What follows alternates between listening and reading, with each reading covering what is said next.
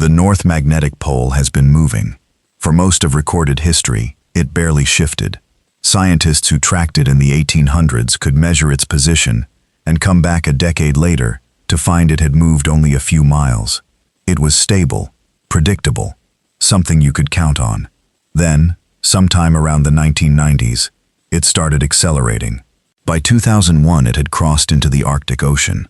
By 2019, it was moving so fast that the World Magnetic Model, the system that powers the compass in every phone, every aircraft navigation system, every ship at sea, had to be updated ahead of schedule for the first time in its history.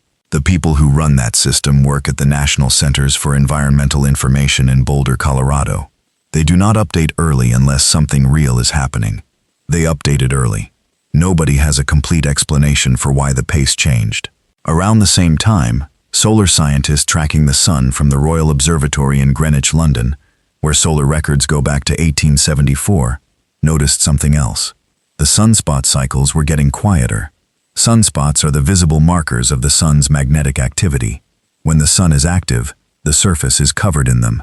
When it grows quiet, they disappear. What the scientists in Greenwich were seeing was a sun growing unusually quiet. Not dangerous, not alarming in the way a headline would describe it, but different from what the modern record showed. Different in a way that matched something older. Then there were the earthquakes. The United States Geological Survey, based in Reston, Virginia, maintains records of every significant seismic event on Earth. When researchers began looking at the frequency of magnitude 7 and above earthquakes across the 21st century, the numbers were climbing, not in a straight line, not dramatically year over year, but the trend across decades was moving upward. More major earthquakes, more volcanic eruptions. The ground was less settled than it had been, and then the water. The Greenland ice sheet, sitting over approximately 1.7 million square kilometers of the North Atlantic, started losing mass faster than any model from the 20th century had predicted. NASA's Goddard Space Flight Center in Greenbelt, Maryland, which tracks ice loss through satellite measurement, recorded losses reaching an estimated 280 billion tons of ice per year.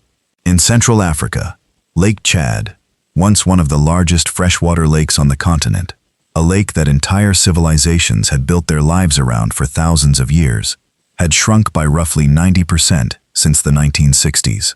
Rivers flooding, coastlines retreating, water moving to places it had never been, and disappearing from places it had always been. 4 things: different parts of the world, different fields of science, different research institutions tracking them with different methods. No obvious connection, unless someone already knew they were connected. In the ruins of a city that no longer exists, buried under meters of dust and sand, in what is now southern Iraq, archaeologists pulled stone tablets out of the ground. The excavations happened across different sites: Nippur, Eridu, real places in the Dihi-Kar Governorate of Iraq, that researchers have been carefully digging through since the 19th century. What they found beneath the surface was the physical record of one of the oldest civilizations on Earth. The tablets were covered in tiny wedge-shaped marks, pressed into wet clay and then dried. This writing system is called cuneiform. It was developed around 3200 BCE and is considered one of the earliest forms of writing ever created. When scholars learned to read it, they discovered that a large portion of these tablets were not stories or laws or trade records. They were observation logs, star charts, centuries of careful, methodical skywatching, recorded by people whose entire professional lives were devoted to watching what moved above them. These people were astronomers, not in the casual sense, in the serious, disciplined, institutional sense. They had observatories. They had calendars. They tracked planetary cycles with an accuracy that modern researchers have confirmed by running their records backward through current astronomical software and finding that the numbers match. The Venus tablet of Amisa Duca, held at the British Museum under catalogue reference BM 86633, records 21 years of Venus observations made around 1600 BCE. When modern astronomers check those records against what Venus was actually doing at that time, the Sumerian data holds up. These were people who knew how to watch the sky, and among the tablets that scholars translated, they found something that nobody was entirely expecting: a list. 7 things the sky watchers described as signs. 7 events they said would mark a specific period of time. They wrote that these signs would appear in the sky and on the earth. They wrote that when these signs were seen, something they called the return would be approaching. Researchers who work with these texts notice something that is difficult to walk away from easily.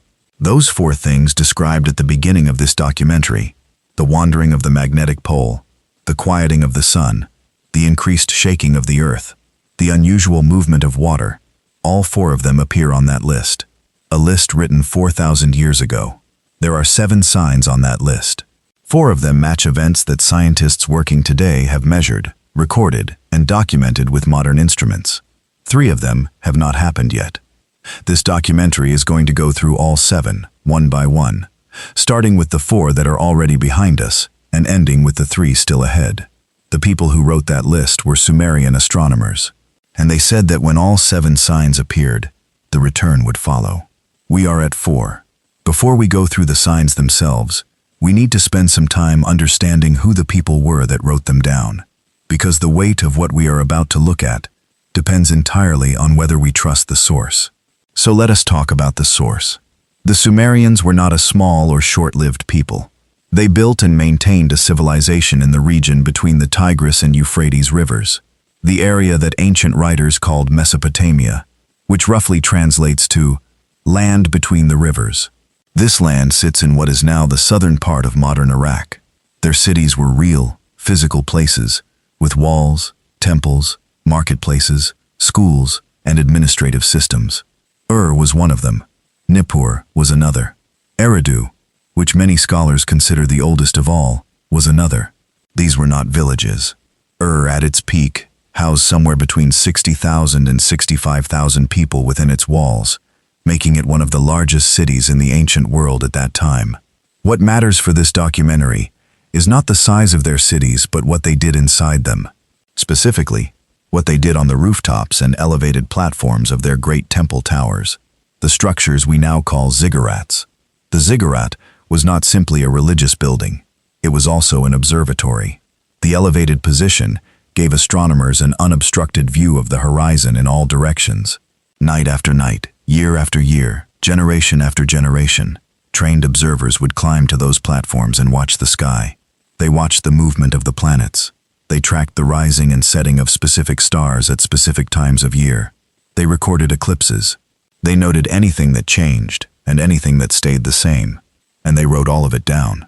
The single most important collection of Sumerian astronomical records is known as the Enuma Enlil. This is a real series of approximately 70 tablets that record celestial observations and their associated omens. These tablets have been studied in depth by scholars, including Hermann Hunger of the University of Vienna and David Pingree of Brown University, whose academic work on Babylonian astronomy remains a key reference point for researchers in the field.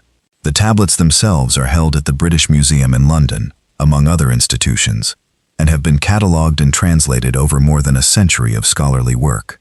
What the Enuma Enlil contains is not mythology in the casual sense. It is a systematic record of what was observed in the sky and what those observations were understood to mean. It is, in the language of its time, a scientific document. The accuracy of Sumerian astronomical records has been confirmed repeatedly by modern researchers. The Venus tablet of Amisaduqa, held at the British Museum under catalogue reference BM 86633, is perhaps the clearest proof of this.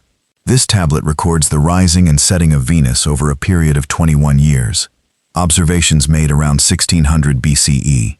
When modern astronomers run this data through current planetary models to check it against what Venus was actually doing in the sky at that time, the Sumerian records are accurate. The people writing on these tablets were not guessing. They were observing. The constellations they named are still in use today: Orion, Taurus, Scorpius. These groupings of stars were identified and named by Sumerian astronomers and passed through Babylonian and Greek traditions into the star maps that modern astronomers still reference. When you look up at Orion tonight and call it by that name, you are using a label that traces back to the same civilization that wrote the 7 signs. The tablets were found across multiple excavation sites. Hormuzd Rassam, an Assyrian archaeologist working in the 1870s, conducted excavations at the ancient city of Babylon, the ruins of which sit near the modern city of Hilla in Babel Governorate, Iraq, and recovered a significant number of astronomical tablets that were subsequently brought to the British Museum. Other tablets came from Nippur, excavated by teams from the University of Pennsylvania, beginning in the 1880s. The tablets from Nippur are now held across several institutions, including the University of Pennsylvania, Museum of Archaeology and Anthropology in Philadelphia. This is the paper trail. Real excavations. Real institutions. Real scholars. Real tablets that anyone can go and look at. The reason this matters is simple. When we get to the 7 signs, the question the viewer should be asking is not whether the Sumerians were interesting or mysterious. The question is whether they were reliable observers. And the answer to that question, based on the Venus records alone, is yes. They were observing real things happening in the real sky and recording what they saw with genuine precision. That is who wrote the list we are about to read. People who had been watching the sky carefully for centuries before they wrote it down. People whose other records, when checked against modern astronomical data, turn out to be accurate. The signs they recorded were not invented. They came from the same careful observation that gave us accurate Venus data 3,500 years ago. With that established, we can now look at what they actually wrote. The signs do not appear in a single tablet. They are drawn from a body of Sumerian and early Babylonian astronomical literature that scholars have been piecing together for over 100 years.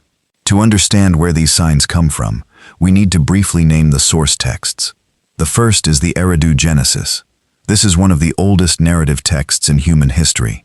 It was found on a tablet, catalogued as CBS 10673, now held at the University of Pennsylvania, Museum of Archaeology and Anthropology in Philadelphia. The Eridu Genesis describes a time before a great flood and contains some of the earliest references in any written language to cyclical events, periods that end and begin again. It is not purely a flood story. It is a story about time moving in cycles and about signs that mark the turning of those cycles. The second major source is the Sumerian king list. This is a document that records the reigns of Sumerian kings, stretching back to what the text calls a time before the flood. The most complete surviving copy was found at Nippur and is now held at the Ashmolean Museum at the University of Oxford, under reference AN 1923.444. What is significant about the king list for our purposes is not the kings themselves, but the framework it describes, a long recurring pattern of time and specific events that mark the boundaries between one era and the next. The third and most directly relevant source is the Enuma Anu Enlil, already discussed in the previous section. The 70-tablet series of astronomical observations and omens that represents the most systematic record of Sumerian skywatching that has survived. When scholars work across all 3 of these texts, a pattern emerges. The Sumerians understood time as moving in a great cycle, not a straight line with a beginning and an end, but a wheel that turns. The cycle they tracked was connected to what modern astronomers call the precession of the equinoxes. This is the slow wobble of Earth's rotational axis, a full cycle of which takes approximately 25,772 years to complete. As Earth wobbles, the position of the stars relative to the horizon shifts very slowly over centuries. The Sumerians appear to have been tracking this shift. Their records suggest awareness of a long cycle that dwarfs any human lifetime. At the end of each great cycle, they believed something returned. Their texts use specific astronomical language to describe this. The word that has attracted the most scholarly attention is Nibiru. This word has been sensationalized enormously in popular culture, but in the original Sumerian astronomical texts, it carries a precise and practical meaning. Scholar Simo Parpola of the University of Helsinki, one of the foremost experts on Akkadian and Sumerian astronomical language, has analyzed this term in academic literature and traced its meaning to something like crossing point or point of transition in astronomical context. It refers to a specific position in the sky, a point that a particular celestial body crosses after completing a long orbital period. The return, in this framework, is not a supernatural event. It is an astronomical one. A body completes its cycle and crosses back to its starting position. This is the event that the 7 signs precede. Now let us read the signs. The The narrator will read all 7 here, clearly, so the viewer knows the full structure of what this documentary covers. Detail comes later. For now, the list. Sign 1. The wandering of the bright star. A prominent celestial marker leaves its established path. Sign 2. The darkening of the sun's face. The sun loses its usual strength and appears veiled. Sign 3. The shaking of the great foundations. The ground moves with increasing violence and frequency. Sign 4. The return of the waters to unusual places. Water appears where it should not be, and vanishes where it should remain. Sign 5. The silence of the familiar creatures. Living things that were once common grow quiet and disappear. Sign 6. The appearance of the second light. A new source of light becomes visible in the sky. Sign 7. The alignment of the 7 wanderers. The 7 moving bodies visible to the eye gather along a single band across the sky. 7 signs. 4 of them, signs 1, 2, 3, and 4, match events that have already been measured and documented by modern science. 3 of them, signs 5, 6, and 7, have not yet fully occurred, though one of them has already begun. We start with the first confirmed sign, and it is one that has been quietly making headlines for years, even if most people did not know what they were looking at.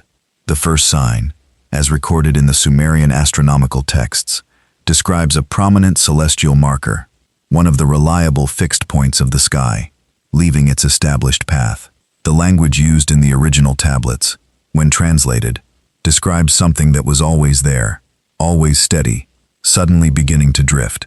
For most of human history, navigators used the stars to find their way. Sailors crossing oceans, traders crossing deserts, armies moving through unfamiliar territory. They all looked up at the same sky and used the same fixed points.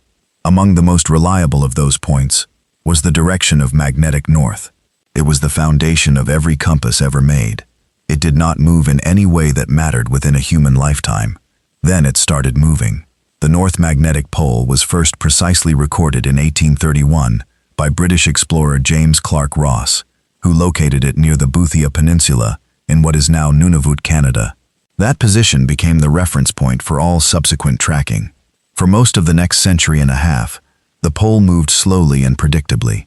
Geophysicists who studied it could measure its drift in miles per year and feel reasonably confident it would continue at roughly the same pace. What happened next changed that picture entirely. By the latter decades of the 20th century, the pace of movement began accelerating noticeably. By the early 2000s, it had crossed into the Arctic Ocean. By the time the 2010s arrived, the pole was moving at approximately 35 miles per year, a rate significantly faster than anything in the recorded modern period. In total, from its 1831 position near Boothia Peninsula in Canada to its current position at approximately 86 degrees north in the Arctic Ocean, the North Magnetic Pole has traveled over 1,400 miles. The organization responsible for tracking this is the National Centers for Environmental Information, which operates under the National Oceanic and Atmospheric Administration in the United States. The World Magnetic Model, which is the mathematical model used by GPS systems, aviation navigation, maritime systems, and smartphone compasses worldwide, had to be updated ahead of its regular 5-year schedule because the pole was moving faster than the model had predicted. An emergency update was issued in 2019. This was not a routine correction. Emergency updates to the World Magnetic Model are not common. Scientists have proposed several explanations. The leading theory involves changes in the flow of liquid iron deep within Earth's outer core, which is what generates the magnetic field in the first place. But the precise reason for the acceleration, why it sped up when it did and continues at its current pace, remains an open question in geophysics. Now return to the Sumerian text. The first sign describes a prominent marker of the sky, leaving its established path. In Sumerian astronomical tradition, the movements of the heavens were understood to be reflected in the movements of the earth. A wandering above corresponded to a wandering below. The magnetic pole is, in the most direct physical sense, the Earth's primary navigational marker. It is the point to which every compass on the planet points. It is the fixed reference that the entire system of terrestrial navigation was built around. And it has been wandering, measurably, documentably, increasingly, for decades. The connection is not being invented.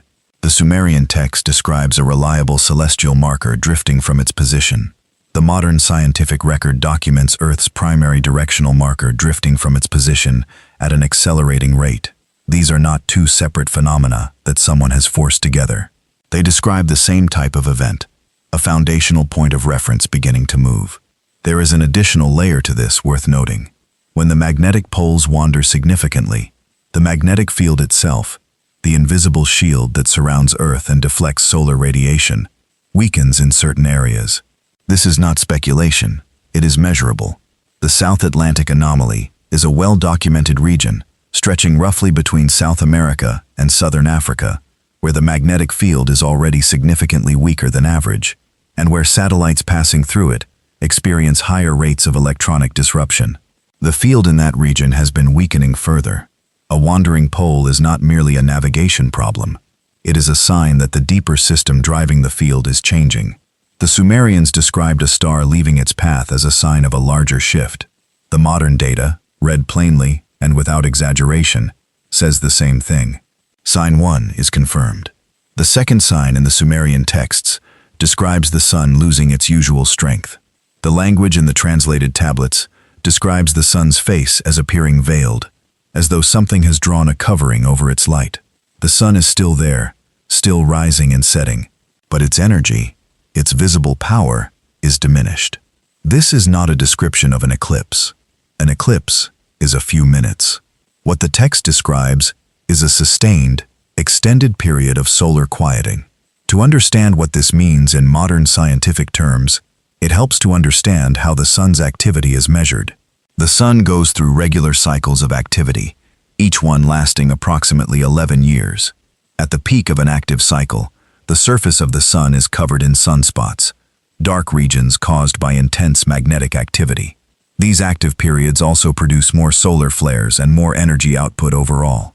At the low point of the cycle, called solar minimum, the sunspots largely disappear, and the sun quiets down. This is the normal rhythm, but there are periods in history when the sun has gone quiet for much longer than a single minimum. Extended periods of very low solar activity, lasting decades, have occurred multiple times in recorded history. The most thoroughly documented is the Maunder minimum, which lasted from approximately 1645 to 1715. During this 70-year period, sunspot activity dropped to nearly zero. The Royal Observatory in Greenwich, London, which has maintained continuous solar observation records since 1874, holds data that has helped researchers reconstruct earlier periods of solar behavior through comparison with telescope records from the 17th century. During the Maunder minimum, observers across Europe recorded that the sun appeared unusually quiet. This coincided with a period of significantly lower global temperatures, now known as the Little Ice Age, when rivers across Europe froze that had not frozen in living memory, and crop failures became common. A quieter sun produces slightly less energy. Over a sustained period, that reduction in energy output has measurable effects on climate. The current solar situation is being watched closely. The solar cycle that peaked around 2014, known as Solar Cycle 24, was notably weaker than expected. Solar scientists at NASA's Marshall Space Flight Center in Huntsville, Alabama, and at the Royal Observatory in Greenwich tracked it carefully and found that it produced significantly fewer sunspots than the historical average for active periods. Some researchers began comparing it to the patterns seen in the lead-up to the Maunder minimum. The subsequent cycle, Solar Cycle 25, which is currently ongoing, has been somewhat more active than Cycle 24, but a group of solar researchers have been studying longer patterns rather than individual cycles, looking at what happens when you zoom out across centuries of solar data. What they see is a sun that has been showing a long-term trend of reduced activity. Some researchers refer to a possible extended minimum ahead, sometimes called the Eddy minimum, after solar researcher John Eddy, who brought scholarly attention to the Maunder minimum in the 1970s. Whether a full extended minimum occurs remains to be seen. What has already occurred, and what is documented, is a period of measurably reduced solar activity across recent cycles. combined with a well-established historical record of the sun going through precisely these kinds of quiet periods before. Return to the Sumerian text. The second sign describes a sun that appears veiled, not gone, not destroyed, veiled, reduced in its visible power. The Sumerian astronomers who recorded this sign were careful observers of the sun. They watched it daily from their elevated platforms in cities like Nippur and Ur. A reduction in solar activity would have been something they noticed and recorded, because they recorded everything. The modern record confirms that the sun does go through extended periods of reduced activity. The Maunder minimum is proven. The current weakening trend in recent solar cycles is documented. The connection between reduced solar activity and measurable changes in Earth's climate has been studied extensively. Sign 2 is confirmed. The third sign is described in Sumerian texts as the shaking of the great foundations. The language is vivid. The earth itself becomes unstable. The ground that civilizations were built on begins to move with a violence and a frequency that marks it as different from the normal small tremors that people in seismically active regions live with every day. To understand why this sign is considered confirmed, it is important to be precise about what the data shows. Earthquakes happen every day. Small ones happen by the thousands. The question is not whether earthquakes occur. It is whether the frequency and magnitude of significant events has changed. And for that, there is a clear and authoritative source of data. The United States Geological Survey, headquartered in Reston, Virginia, has been systematically monitoring global seismic activity for well over a century. Their records allow researchers to look at the frequency of major earthquakes, those reaching magnitude 7 and above, across different time periods and compare them. The picture that emerges when you look at the data across the first 2 decades of the 21st century shows a notable increase in the frequency of high-magnitude seismic events compared to earlier periods. The early 2000s alone included some of the most powerful and destructive earthquakes in the modern recording era. The Indian Ocean earthquake of December 2004, which struck off the northern coast of Sumatra with a magnitude of 9.1 and triggered tsunamis that killed approximately 230,000 people across 14 countries, was the third most powerful earthquake ever recorded by modern instruments. The earthquake that struck Haiti in January 2010 killed over 100,000 people. The Tohoku earthquake that hit Japan in March 2011, reaching a magnitude of 9.0 and triggering the Fukushima nuclear disaster, was the most powerful earthquake ever recorded in Japan's history. These events did not happen in isolation. They happened within a cluster of years that also saw major earthquakes in Chile, New Zealand, Nepal, Ecuador, and Indonesia. The primary geographic context for understanding this is the Pacific Ring of Fire. The Ring of Fire is a roughly 40,000-kilometer horseshoe-shaped band of seismic and volcanic activity that runs from New Zealand northward, through the island chains of Indonesia and the Philippines, up past Japan and the Aleutian Islands of Alaska, and then down the western coasts of North America, Central America, and South America. It is home to approximately 90% of all earthquakes on Earth and contains the majority of the world's active volcanoes. Volcanic activity has also shown measurable increases. Major eruptions, those that send ash high enough into the atmosphere to affect regional and global temperatures, have occurred with notable frequency in recent decades. The eruption of Mount Pinatubo in the Philippines in June 1991, one of the largest volcanic eruptions of the 20th century, temporarily lowered global temperatures by approximately 0.5 degrees Celsius.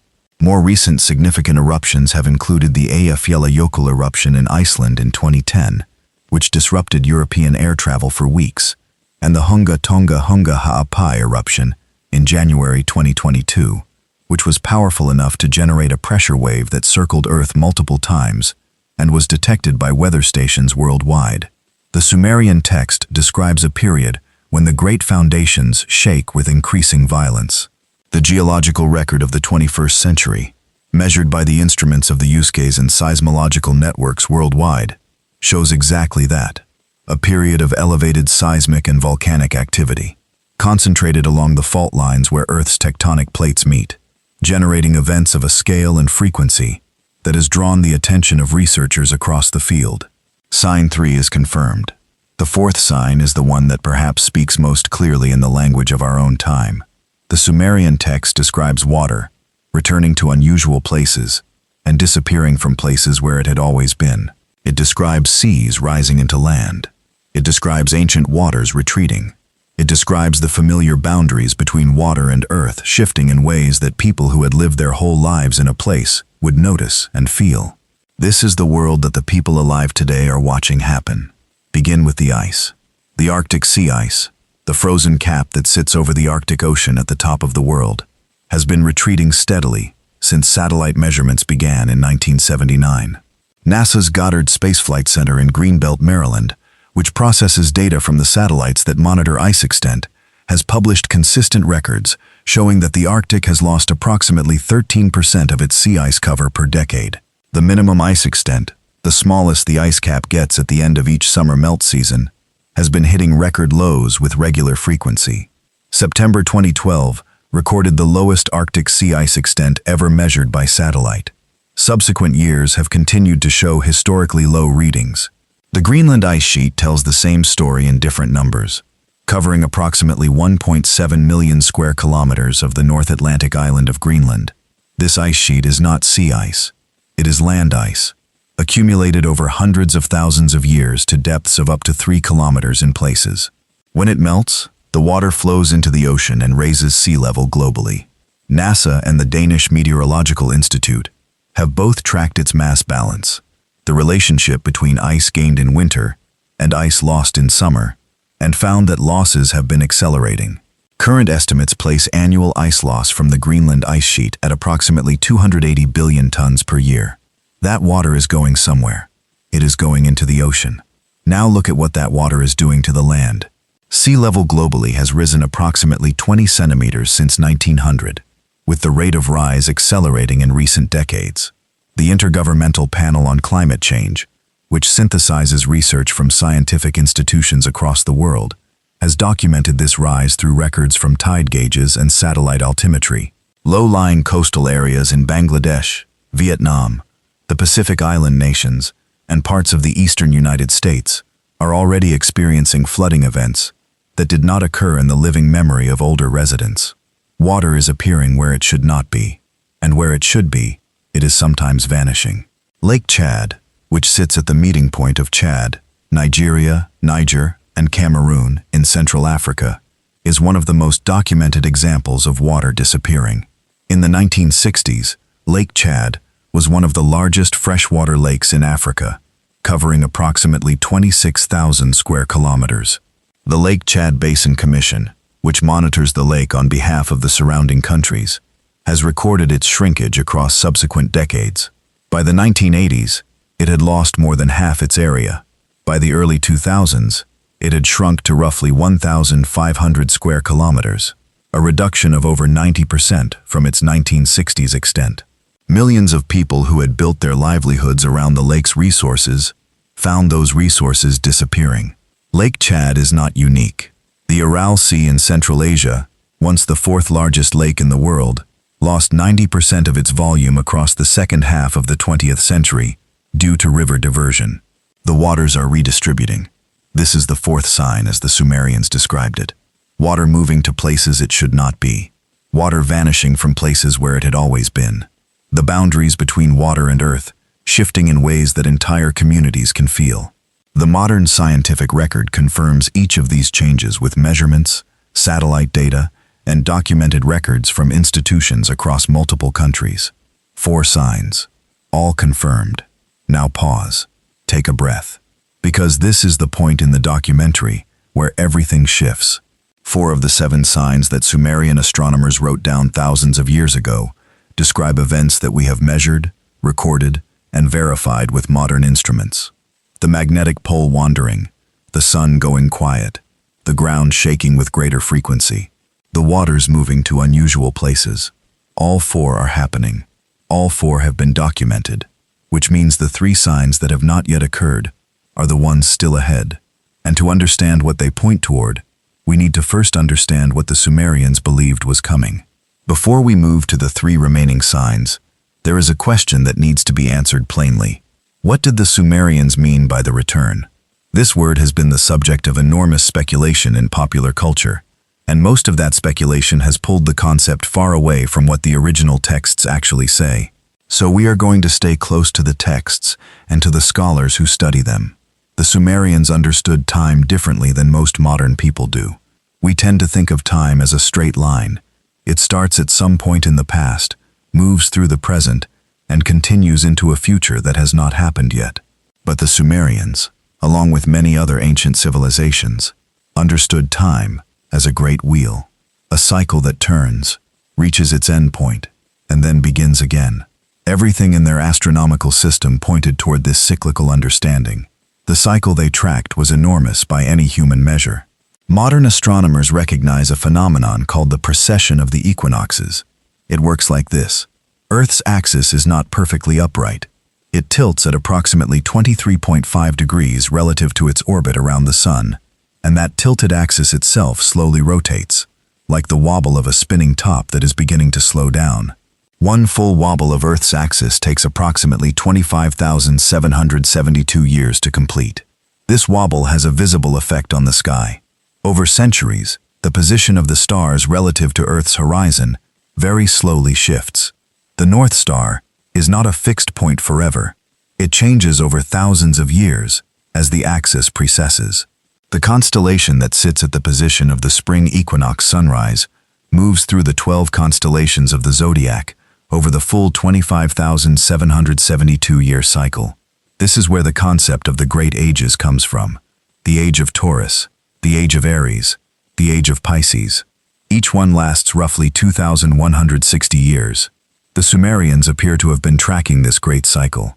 Giorgio de Santillana, a historian of science at MIT, and Hertha von Deckend, a historian of science at the University of Frankfurt, argued in their 1969 book Hamlet's Mill, published by MIT Press, that ancient cultures worldwide, including the Sumerians, had encoded awareness of the precession of the equinoxes into their myths and sacred stories.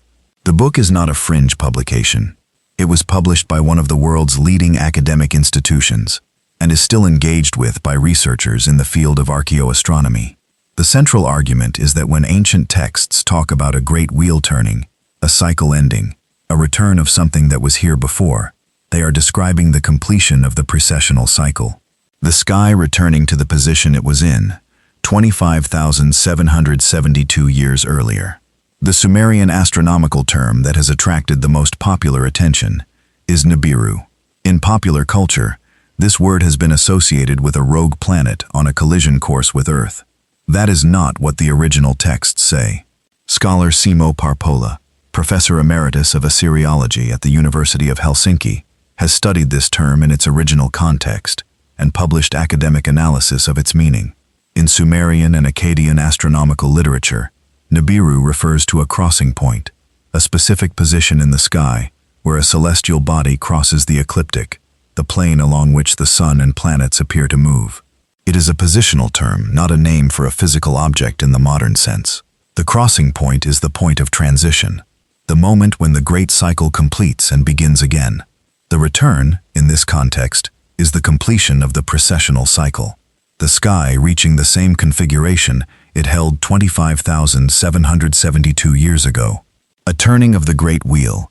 The ancient city of Nippur, whose ruins sit in the modern Nufar area of Iraq, was the site where the Nippur astronomical calendar was maintained. This calendar was one of the most sophisticated timekeeping systems of the ancient world. The tablets recovered from Nippur, excavated by University of Pennsylvania teams beginning in the 1880s, include records of long-cycle astronomical observations that scholars believe were part of an effort to track exactly this kind of precessional movement. The Sumerians were not predicting a disaster in the way popular culture imagines it. They were tracking a cycle. The 7 signs were not warnings of destruction. They were markers, indicators that the wheel was approaching its completion point. Observable events in the sky and on the earth that told the trained observer the cycle is turning, the return is near. With that understood, we can now look at the 3 signs that have not yet occurred. The 5th sign sits at the boundary between what has already happened and what is still ahead. This is the only one of the 7 signs that the Sumerian texts describe as an unfolding process, rather than a single event. The language used describes a gradual silence. Creatures that were once everywhere, growing harder to find, then harder still, until their voices disappear from places that once rang with them. The sign has begun. It is not yet completed. The scientific framework for understanding this is well established. Biologists use the term the Holocene extinction, also referred to as the sixth mass extinction, to describe the period of accelerating species loss that began roughly when modern human civilization expanded globally, and has been increasing in pace across the 20th and 21st centuries. The word extinction in this context needs to be understood precisely. A mass extinction is not just the loss of a few rare animals. It is a measurable collapse in the overall number of species on Earth across a relatively short geological time period. There have been 5 previous mass extinctions in Earth's history, all of them confirmed through the fossil record. The most recent was approximately 66 million years ago, when an asteroid impact and subsequent environmental changes wiped out the non-avian dinosaurs and roughly 3/4 of all species alive at the time.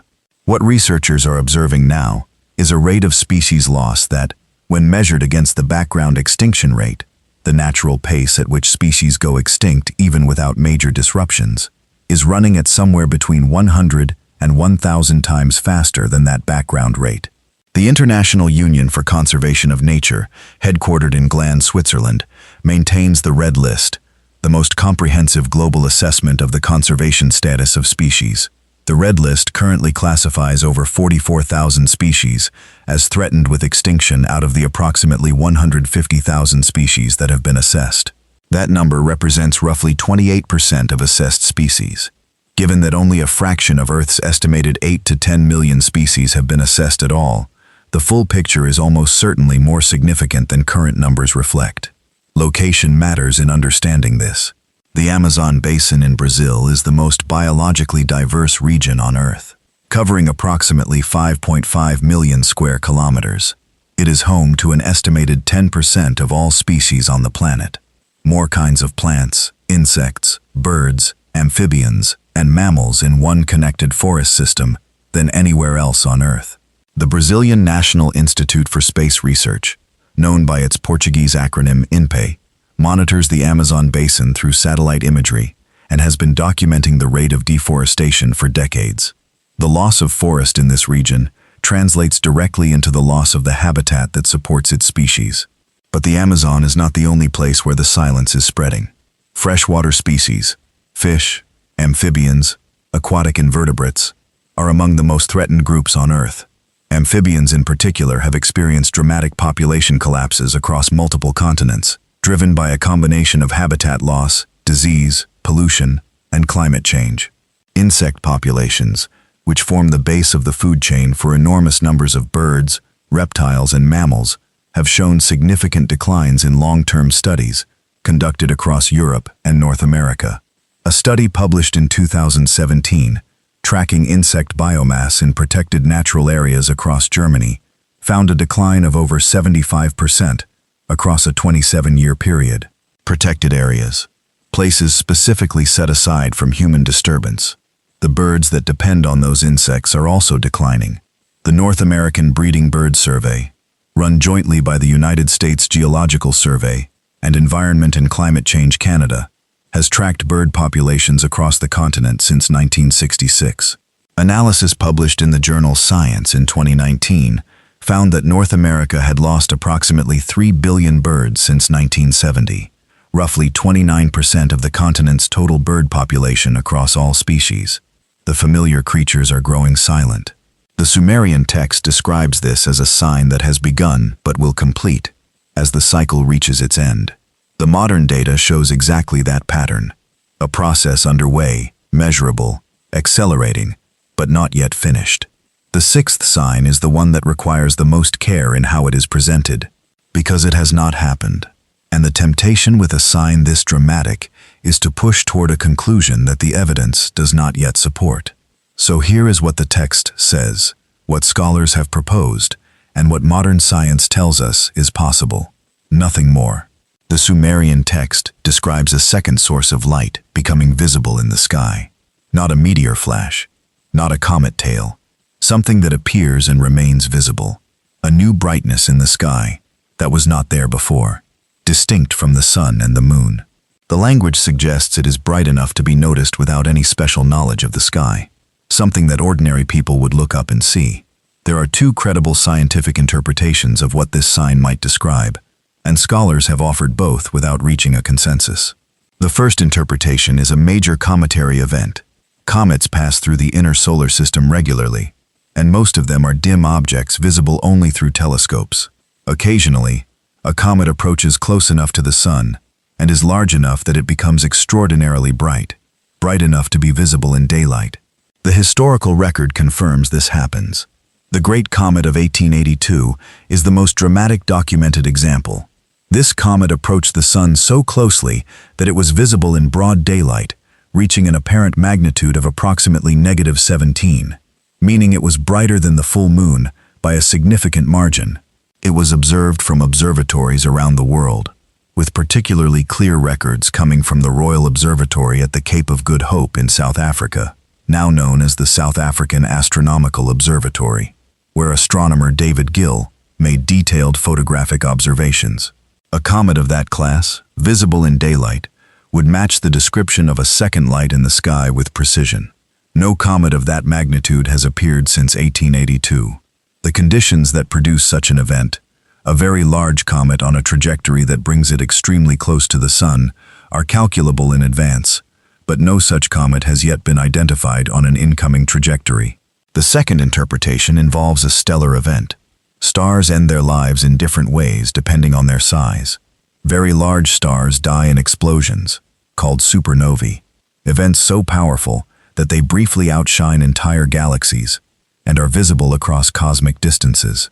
When a supernova occurs close enough to Earth, it is visible to the naked eye, even in daylight. The last naked-eye supernova visible from Earth occurred in 1987, designated SN 1987A, in the Large Magellanic Cloud, approximately 168,000 light-years away. It was visible from the southern hemisphere without a telescope. The candidate star that astronomers watch most closely as a potential future event is Betelgeuse.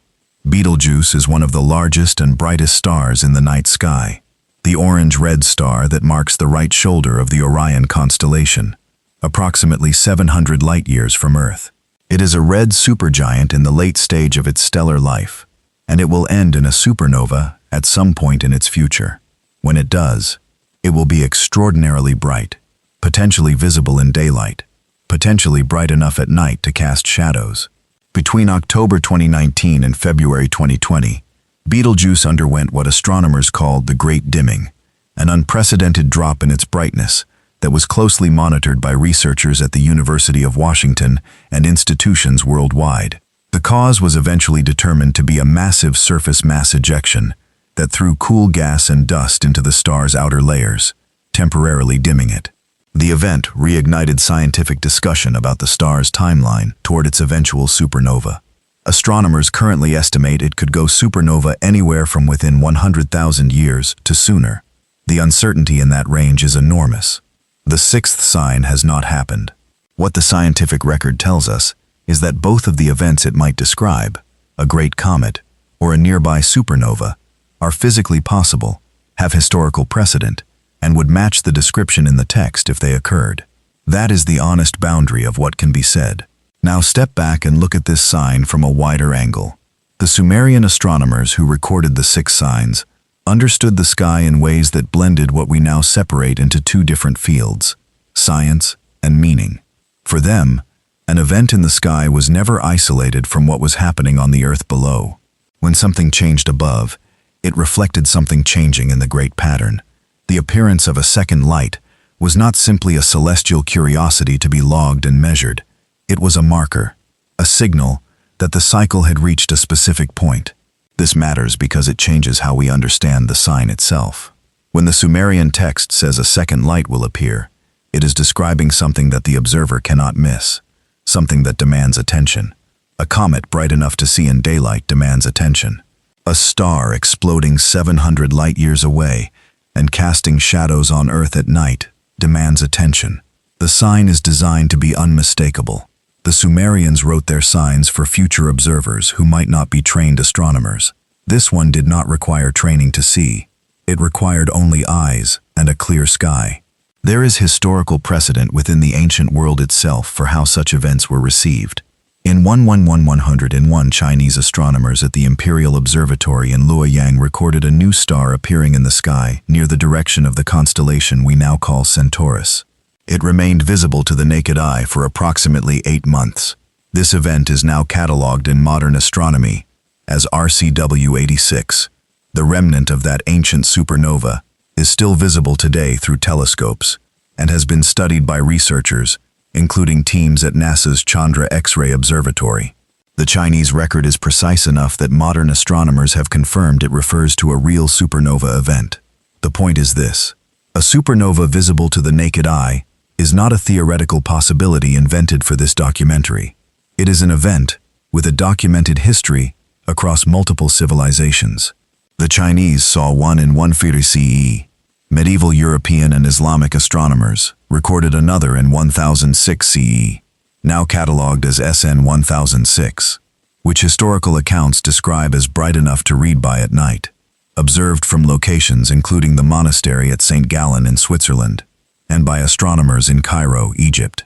Another appeared in 1054 CE, creating what we now call the Crab Nebula in the constellation Taurus, documented by Chinese, Japanese, and possibly Native American observers.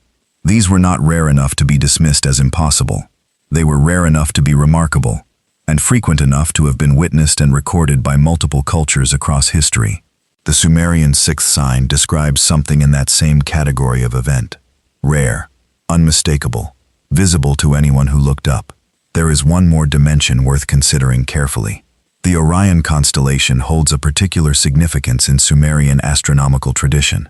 The stars of Orion appear in Sumerian records under different names than the ones we use today, but the grouping itself, the distinctive belt of 3 stars, the surrounding bright stars including the one we call Betelgeuse, was recognized and named by Sumerian skywatchers. The fact that the star modern astronomers are most closely watching for a potential supernova event sits inside a constellation that was significant to the very civilization that wrote these 7 signs is a detail worth sitting with. It does not prove anything. The connection may be coincidental, but it is a detail the honest documentary cannot leave out. The 6th sign has not happened. The sky above us tonight looks the same as it did last night. Betelgeuse is still in its place. No new light has appeared. But the physical machinery that could produce it is real, documented, and in at least one case, a star that Sumerian astronomers themselves watched and named, actively being monitored by modern scientists who know it is approaching the end of its life. When the 6th sign arrives, there will be no question about whether it has arrived. It will be the kind of event that stops people in the street and makes them look up. We will know. The 7th and final sign is the one the Sumerian texts treat with the greatest weight. It is described as the alignment of the 7 wanderers, the 7 celestial bodies that move against the fixed background of stars and are visible to the naked human eye. In the Sumerian astronomical system, these were the Sun, the Moon, Mercury, Venus, Mars, Jupiter, and Saturn. They called them wanderers because, unlike the fixed stars, they moved. Night after night, their positions shifted. Tracking those movements was the central work of Sumerian astronomers. The 7th sign describes these 7 bodies gathering together along a single visible band across the sky, not scattered across the heavens in their usual positions, assembled, aligned, visible together along the same arc. To understand why this sign carries such weight in the Sumerian framework, it helps to understand what it would look like. The ecliptic is the apparent path of the sun across the sky as seen from Earth, the result of Earth's orbit around the sun. Because all the planets in our solar system orbit the sun on roughly the same plane, they all appear, from Earth's surface, to move along or near this same path in the sky. When multiple planets align along the ecliptic simultaneously, they appear strung out across the sky in a visible line, like lights along a curved road. Such alignments happen. They are calculable. Modern astronomical software can predict them centuries in advance with precision. Partial alignments occur fairly regularly. In June 2022, 5 planets, Mercury, Venus, Mars, Jupiter, and Saturn, aligned in their correct orbital order along the ecliptic for the first time in 18 years. This alignment was visible to the naked eye in the pre-dawn sky and was widely reported internationally. It was a partial alignment, involving 5 of the 7 bodies the Sumerians identified. The alignment described in the 7th sign involves all 7, including the sun and moon, gathered along the same visible band. An alignment of this precise configuration, including all 7 bodies in the degree of proximity described in the Sumerian texts, is significantly rarer than the 5-planet alignment of 2022. No such alignment is predicted within the near-term astronomical future, based on current calculations. The ziggurat of Ur, whose ruins stand at the site known as Tel El Mukayyar, in Dakar Governorate, Iraq, was the location where Sumerian astronomers made many of their key observations. The structure was excavated by British archaeologist Sir Leonard Woolley between 1922 and 1934.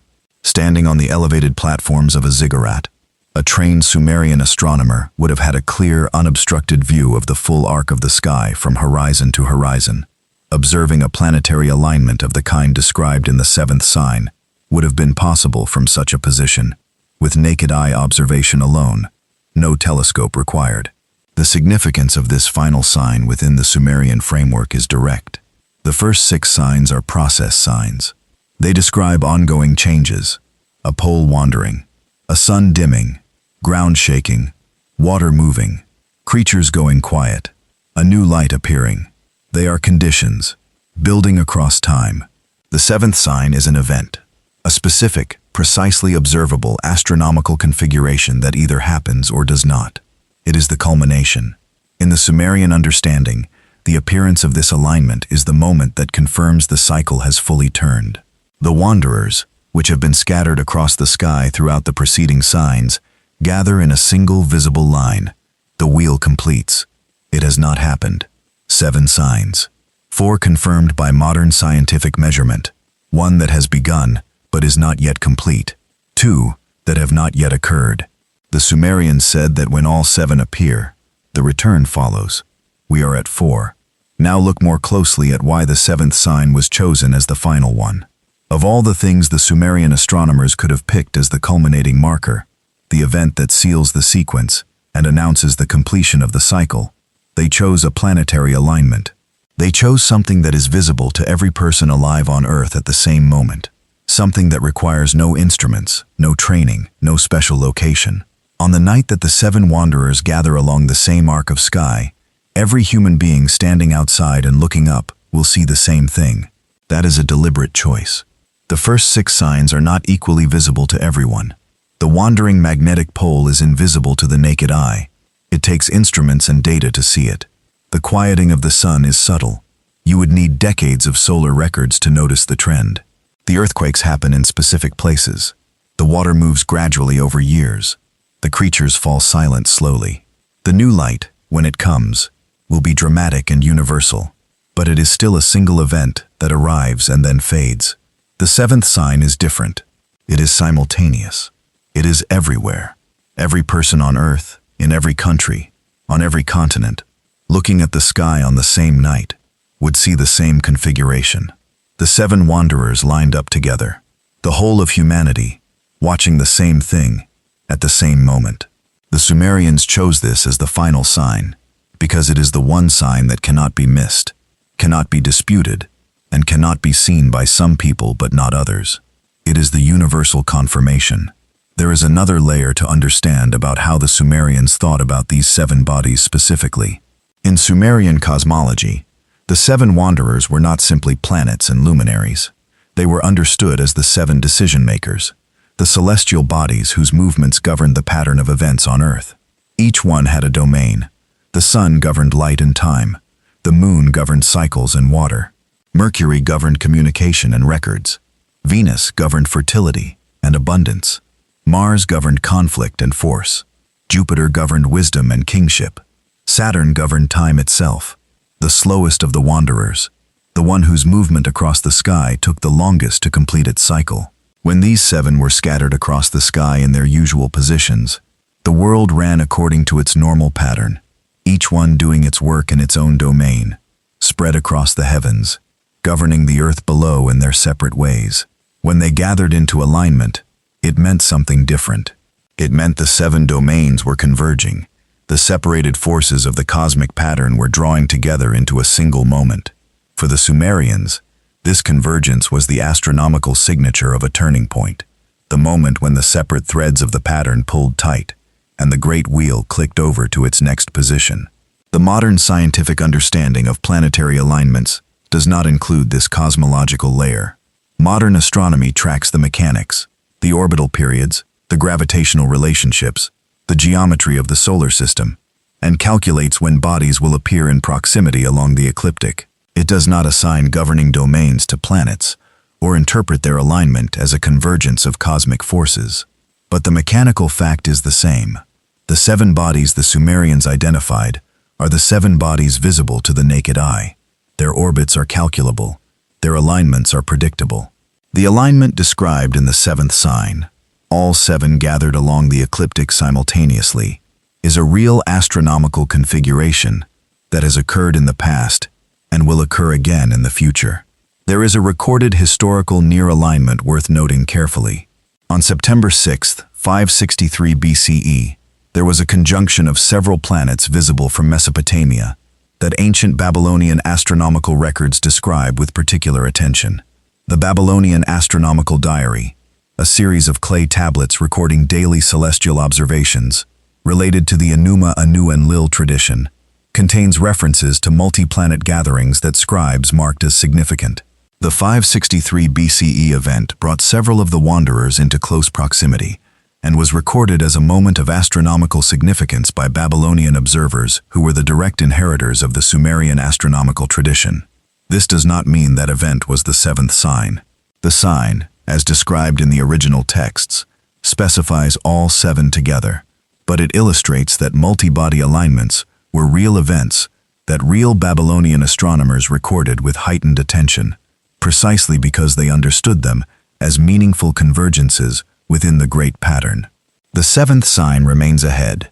The alignment has not occurred, but the framework for understanding why it matters, why the Sumerians chose this, above all other possible final signs, is grounded in a coherent and internally consistent cosmological system that their entire civilization was built around. When it comes, it will be the one sign that all 7 billion people currently alive on Earth could step outside and confirm with their own eyes. 7 signs, 4 of them behind us, measured and documented, 3 still ahead. So what do we do with that? Begin with what we know for certain. The North Magnetic Pole has moved over 1,400 miles from its 1831 position near Boothia Peninsula, Canada, and is currently accelerating towards Siberia at approximately 35 miles per year. This is documented by the National Centers for Environmental Information. The World Magnetic Model was updated ahead of schedule because of it. This is sign 1. It is real. Solar activity across recent cycles has shown a measurable and documented decrease compared to the 20th century average. The Royal Observatory in Greenwich has tracked solar cycles since 1874. The Maunder minimum of 1645 to 1715 established historical precedent for extended solar quieting. The current pattern has drawn comparisons from solar researchers. This is sign 2. It is real. Major seismic and volcanic events have occurred with documented frequency across the 21st century, along the Pacific Ring of Fire and beyond. The USCO's records are public and accessible. The events, Sumatra 2004, Haiti 2010, Tohoku 2011, are within the living memory of everyone watching this documentary. This is sign 3. It is real. The Arctic has lost 13% of its sea ice per decade since 1979. The Greenland ice sheet is losing approximately 280 billion tons of ice per year. Lake Chad has shrunk by 90% since the 1960s. Sea levels are rising. Water is moving. This is sign 4. It is real. 4 confirmed signs, each one supported by data from real scientific institutions that anyone can access, verify, and check. Now look at what remains. Sign 5, the silence of the familiar creatures, has begun. The IUCN Red List documents over 44,000 threatened species. North America has lost approximately 3 billion birds since 1970. Insect populations in protected areas of Europe have declined by over 75% across 3 decades. The process is underway. The Sumerian text describes it as the sign that unfolds gradually, which is exactly what the data shows. Sign 6, the appearance of the second light, has not happened. But the physical mechanisms that could produce it, a great comet of the scale seen in 1882, or a supernova event from a star like Betelgeuse, are real, documented possibilities that have precedent in the historical and scientific record. Sign 7, the alignment of the 7 wanderers, has not happened. Partial alignments have occurred. 5 planets aligned in June 2022. The full configuration described in the Sumerian texts, involving all 7 visible bodies, is not predicted in the near-term future. It remains ahead. Now for the real question. Not what happens next. Not when. Those questions take us beyond what the evidence supports. The real question is the one that the Sumerians themselves were asking when they wrote these things down. Think about what it took to produce these records. Generations of observers climbing to the tops of ziggurats night after night. Decades of data being recorded in clay. Centuries of observations being compared, corrected, refined. The Venus tablet of Amisaduqa represents 21 years of continuous, methodical observation. The Enuma Anu Enlil represents something far longer than that. These were people trying to understand the pattern behind what they were seeing. They were not frightened of the sky. They were studying it. They believed the sky and the earth moved according to a pattern, a cycle so long that no single human life could witness all of it, but that careful, disciplined, multi-generational observation could map. The 7 signs were not written to frighten the people who would one day read them.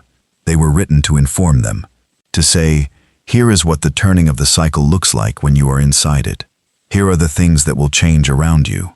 Here is how you will know. The people who wrote these tablets were asking a question that every serious observer eventually asks. Not what is going to happen, but are we paying attention? That is the question they were trying to pass forward.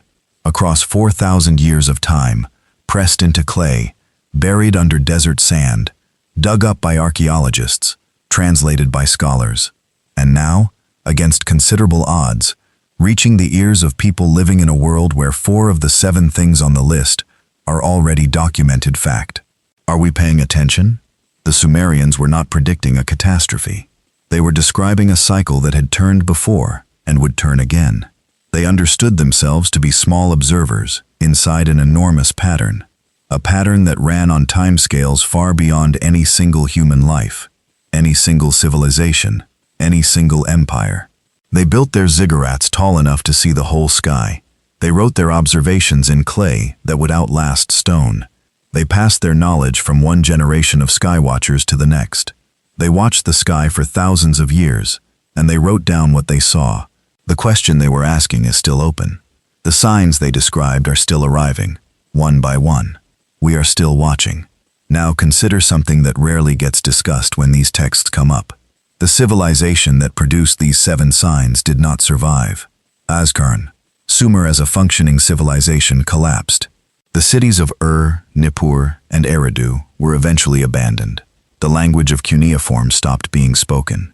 The chain of skywatchers who had passed their knowledge from teacher to student across hundreds of generations finally broke.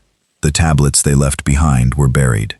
The observations they made were lost to the world for thousands of years, until archaeologists in the 19th century began pulling clay out of the ground in southern Iraq, and scholars began the slow, careful work of reading it. That is a fact worth sitting with for a moment. The people who wrote these signs did not make it to see whether their records would survive. They did not know if anyone would ever read them. They pressed their observations into wet clay in cities that were already old, in a language that was already ancient, and they left them in the ground. Whether any future person would find them, translate them, or take them seriously was completely beyond their control. And yet here we are, reading them. That is one of the more remarkable facts in this entire documentary. The survival of these tablets, through the collapse of the Sumerian civilization, through thousands of years of wars and conquests and floods, and the slow grinding action of time, is itself something close to improbable. The tablets that record the Venus observations, the tablets that contain the Enuma Anu Enlil, the tablets of the Eridu Genesis and the Sumerian king list, All of them survived because clay, when it dries, is extraordinarily durable, more durable than papyrus, more durable than parchment, more durable, in certain conditions, than stone. The Sumerians did not choose clay by accident. They understood it was a permanent medium. When you press a mark into wet clay and dry it in the sun, that mark can last longer than any building, any empire, any language. They chose the most permanent writing material available to them, and they used it to record what they most needed future generations to know. That tells us something about how seriously they took this. These were not casual observations scribbled down between other tasks. The astronomical tablets represent an institutional commitment. Resources, personnel, time, generations of training, all devoted to watching the sky and recording what they found. The Sumerian state, at its peak, treated astronomical observation as essential work, not decorative, not recreational, essential. The kind of work that justified the construction of the ziggurat platforms, the training of specialists, the creation of an entire class of educated scribes whose job was to read the sky and preserve what they read. They thought what they were watching mattered enough to build institutions around it. And what they built, against all reasonable odds, found its way to us. There is one more thing to say about the 7 signs before this documentary closes. The 4 confirmed signs are already in the past. They are already in the data. They are already in the published records of real institutions. Whatever anyone believes about the Sumerian framework, those 4 events are real. The pole has wandered. The sun has quieted. The ground has shaken more. The water has moved. These things happened regardless of whether anyone connects them to a list written 4,000 years ago. The connection to the Sumerian list is what gives them a framework, a context, a suggestion that these events are not isolated and random, but part of a pattern that was recognized and recorded by people who were paying careful attention to the same sky we look at every night. The 3 remaining signs have not happened, but the ones that have already happened were also, at some point, in the future. There was a moment, decades ago, centuries ago, when the wandering pole was a future event, when the quieting sun was a future event, when the shaking ground and the moving water were still things that had not yet occurred. At some point they crossed from future to present to past. The 3 remaining signs are currently in the future. The honest conclusion is that we do not know when they will cross that same boundary. We do not know the timeline. The Sumerian texts do not provide one. Modern science cannot calculate one, because signs 6 and 7 depend on astronomical events that are calculable in principle, but not yet predicted in specific terms. What we can say is this: 5 of the 7 signs are either confirmed or actively in process. The 2 that remain are not vague or metaphorical. They are specific, observable, unmistakable events. A new light in the sky bright enough to see without any equipment, and a gathering of all 7 visible celestial bodies along the same arc of sky.